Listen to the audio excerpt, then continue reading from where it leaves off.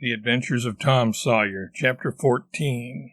Tom, Joe, and Huck explore the island, realize they are missed, and begin to feel homesick.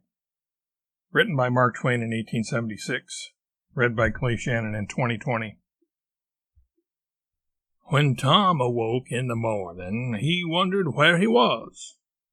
He sat up and rubbed his eyes and looked around. Then he comprehended.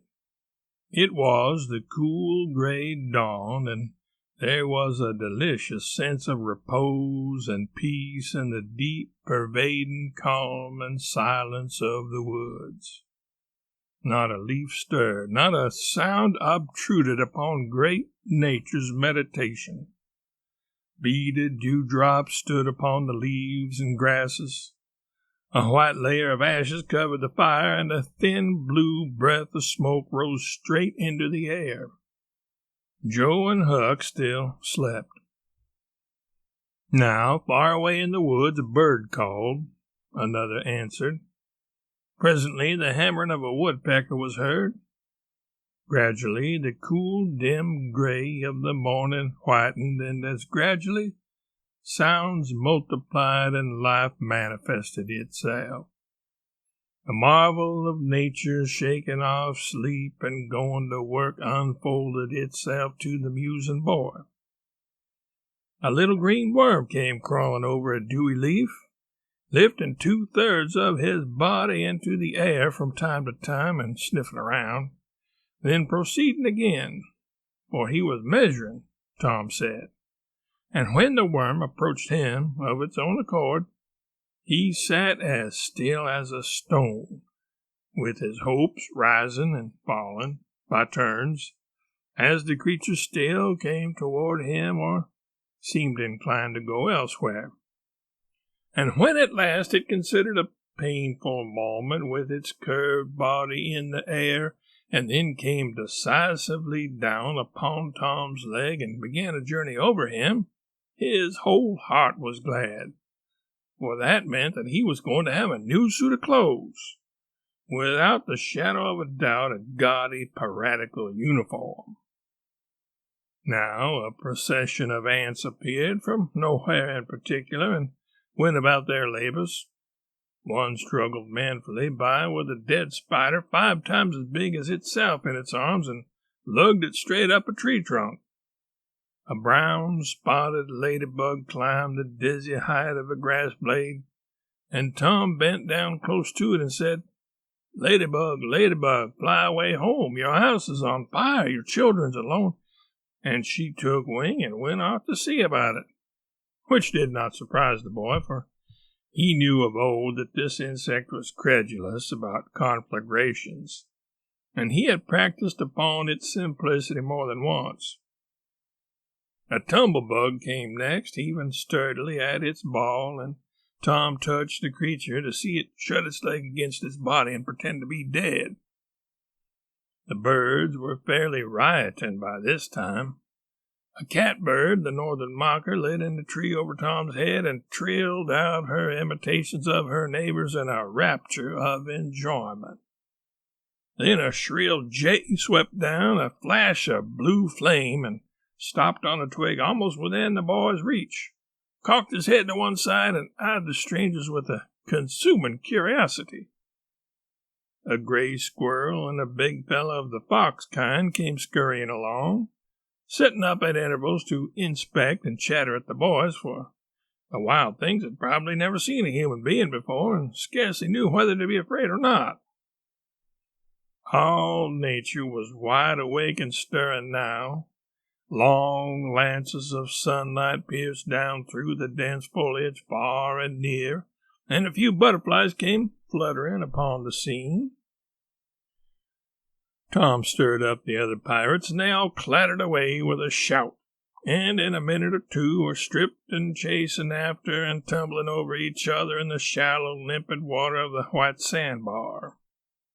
They felt no longing for the little village sleeping in the distance beyond the majestic waste of water.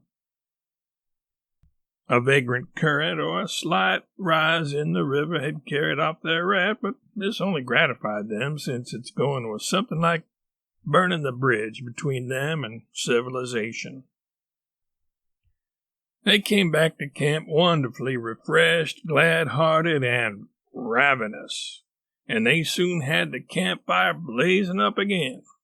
Huck found a spring of clear, cold water close by, and the boys made cups of broad oak or hickory leaves and felt that water, sweetened with such a wildwood charm as that, would be a good enough substitute for coffee. While Joe was slicing bacon for breakfast, Tom and Huck asked him to hold on a minute. They stepped to a promising nook in the river bank and threw in their lines. Almost immediately they had reward. Joe had not had time to get impatient before they were back again with some handsome bass, a couple of sun perch, and a small catfish. Provisions enough for quite a family. They fried the fish with the bacon and were astonished, for no fish had ever seemed so delicious before. They did not know that the quicker a freshwater fish is on the fire after he is caught, the better he is, and they reflected little upon what a sauce open-air sleeping, open-air exercise, bathing, and a large ingredient of hunger make, too. They lay around in the shade after breakfast while Huck had a smoke, and then went off through the woods on an exploring expedition. They tramped gaily along, over decaying logs, through tangled underbrush, among solemn monarchs of the forest, hung from their crowns to the ground with the drooping regalia of grapevines. Now and then they came upon snug nooks carpeted with grass and jeweled with flowers. They found plenty of things to be delighted with, but nothing to be astonished at. They discovered that the island was about 3 miles long and 1/4 of a mile wide, and that the shore it lay closest to was only separated from it by a narrow channel hardly 200 yards wide. They took a swim about every hour, so it was close upon the middle of the afternoon when they got back to camp. They were too hungry to stop to fish, but they fed sumptuously upon cold ham and then threw themselves down in the shade to talk. But the talk soon began to drag and then died. The stillness, the solemnity that brooded in the woods, and the sense of loneliness began to tell upon the spirits of the boys. They fell to thinking. A sort of undefined longing crept upon them. This took dim shape presently. It was budding homesickness. Even Finn the red-handed was dreaming of his doorsteps and empty hogsheads, but they were all ashamed of their weakness, and none was brave enough to speak his thought. For some time now the boys had been dully conscious of a peculiar sound in the distance, just as one sometimes is of the ticking of a clock which he takes no distinct note of. But now this mysterious sound became more pronounced and forced their recognition. The boys started, glanced at each other, and then each assumed a listening attitude. There was a long silence, profound and unbroken. Then a deep, sullen boom came floating down out of the distance. "What is it?" exclaimed Joe under his breath. "I wonder," said Tom in a whisper. "'Tain't thunder," said Huckleberry in an awed tone. "Because thunder—" "Hark!" said Tom. "Listen, don't talk." They waited a time that seemed an age, and then the same muffled boom troubled the solemn hush. "Let's go and see." They sprang to their feet and hurried to the shore toward the town. They parted the bushes on the bank and peered out over the water. The little steam ferry boat was about a mile below the village, drifting with the current. Her broad deck seemed crowded with people. There were a great many skiffs rowing about or floating with the stream in the neighborhood of the ferry boat, but the boys could not determine what the men in them were doing. Presently a great jet of white smoke burst from the ferry boat's side, and as it expanded and rose in a lazy cloud, That same dull throb of sound was borne to the listeners again. "I know now," exclaimed Tom. "Somebody's drownded." "That's it," said Huck. "They done that last summer when Bill Turner got drownded. They shoot a cannon over the water, and that makes him come up to the top. Yes, and they take loaves of bread and put quicksilver in 'em and set 'em afloat, and wherever there's anybody that's drownded, they'll float right there and stop." "Yes, I've heard about that," said Joe. "I wonder what makes the bread do that." "Oh, it ain't the bread so much," said Tom. "I reckon it's mostly what they say over it before they start it out." "But they don't say anything over it," said Huck. "I've seen 'em, and they don't." "Well, that's funny," said Tom. "But maybe they say it to themselves. Of course they do. Anybody might know that." The other boys agreed that there was reason in what Tom said, because an ignorant lump of bread, uninstructed by an incantation, could not be expected to act very intelligently when set upon an errand of such gravity. "By jings, I wish I was over there now," said Joe. "I do too," said Huck. "I'd give heaps to know who it is." The boys still listened and watched. Presently, a revealing thought flashed through Tom's mind, and he exclaimed, "Boys, I know who's drownded. It's us." They felt like heroes in an instant. Here was a gorgeous triumph. They were missed. They were mourned. Hearts were breaking on their account. Tears were being shed. Accusing memories of unkindness to these poor lost lads were rising up, and unavailing regrets and remorse were being indulged. And best of all, the departed were the talk of the whole town, and the envy of all the boys, as far as this dazzling notoriety was concerned. This was fine. It was worthwhile to be a pirate after all. As twilight drew on, the ferry boat went back to her accustomed business, and the skiffs disappeared. The pirates returned to camp. They were jubilant with vanity over their new grandeur and the illustrious trouble they were making.